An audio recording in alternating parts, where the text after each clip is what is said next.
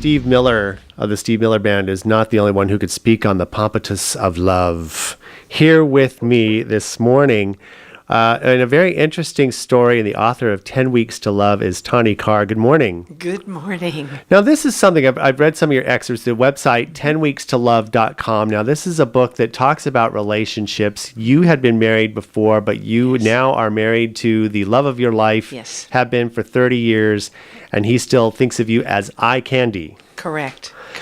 But I want to talk a little bit about this because this is a book about relationships and possibly like your journey to where you have found a really true love and bond with the man you've been married with for over 30 years. Yeah.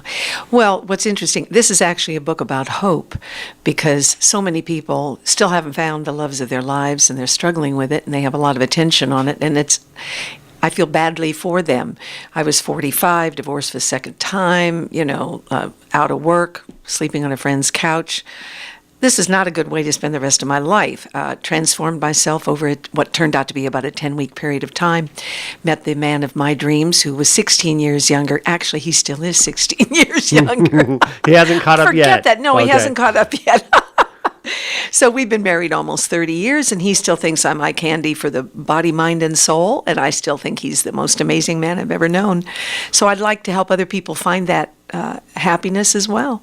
And that's where the book is. Now, I want to talk, because sometimes 10 weeks people would think, wow, that was really fast, But is it a situation where, Bob Marley said, who feels it knows it? Was it kind of a situation where it was just like right there and it was instant? Was there a big leap of faith, or was it just you knew it? Well, it was all of the above, but I think the key thing here is that we all carry around these filters, and when we're looking at people, we're seeing them through all these filters of our prior experiences, our prior losses, and the big trick is how do you get rid of those so that when you're in front of somebody, you're actually in front of them in that moment, and you can actually see them for who they are, and they can see you for who you are, and that's what happened. My husband actually told me after we met officially that he had fallen in love with me the first time he saw me, and I didn't have a clue.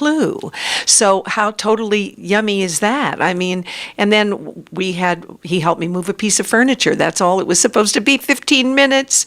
And we spent the day together and unloading the furniture at the other end of the line. And at the end of the day, I'm going, who the heck is this guy? And we got married 4 weeks after we met. And again, I say that's 30 years later. So clearly I got rid of the filters I needed to, and that's what the book is about. It's what I did, but then at the end of each chapter is, here's your exercise for what you can do to duplicate, hopefully, with the same results that I did. You talk about filters, and that's true, because a lot of times we carry with us these conscious and unconscious perceptions of ourselves. That's right. Without recognizing that, again, it's what we see in the mirror, but not necessarily what everybody else sees, right? Absolutely correct. And it's tricky. It's all well and good to say, well, love yourself. Well, okay, so tell me what the steps are to do that. And that's what I have in the book, is the steps that I took. And hopefully will be an inspiration. One of the things that I'm told most is that people are regaining the hope that no matter what their age is, there is hope for them. It's mostly internal. It's the internal game of love. It doesn't matter what's been done to you, what you've done to others. If you can rise to the occasion and take responsibility and actually admire your failures and say, whoa, well done, Tanii. Not everyone's that talented, but if you can create garbage, you can create good things as well, which is one of the things that I learned during my 10-week transformation. Well, that's pretty amazing. And you talk about in your book a little bit about what led up to prior to that point. Yes.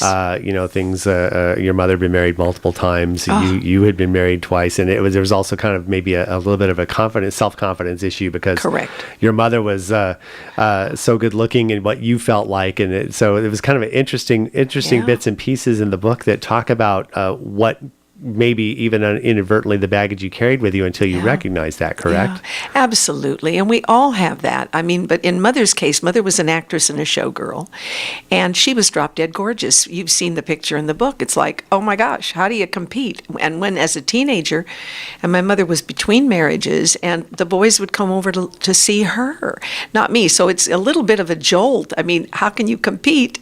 But again, she was very unhappy, and I love my mother with all my heart, and I wish I could have helped her before she tragically died very young, to see what her potential really could have lived up to. So this in your case happenstance of moving a couch, but in your book actually talks about how you can actually create your own environment to really go out and really make and not just about the love aspect, but really about more of an empowerment of yourself and whatever it is that you're looking to accomplish. Correct? Absolutely, because it does start with you. If you don't appreciate yourself, if you don't like yourself enough to not be willing to suffer bad relationships. I mean, it's not a compliment to me that I had that second marriage that was very contentious and it lasted way too long. So it's not a compliment, which is why I had to look inside and say, what the heck are you doing here, kiddo?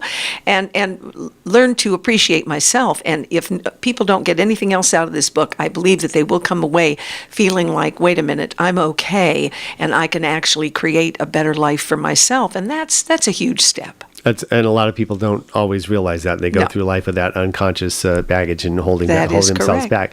Tanii Carr, author of 10 Weeks to Love, 10weekstolove.com. It's where you can find more information and probably order the book. Am I right? That is correct. They can get the book from Amazon. When they go to the website, it's the number 10 weeks, the number 2, LOVE, and the book is spelled out, 10 Weeks to Love. Awesome. Thank you so much for stopping by. This has been very enlightening. And good luck and continued success.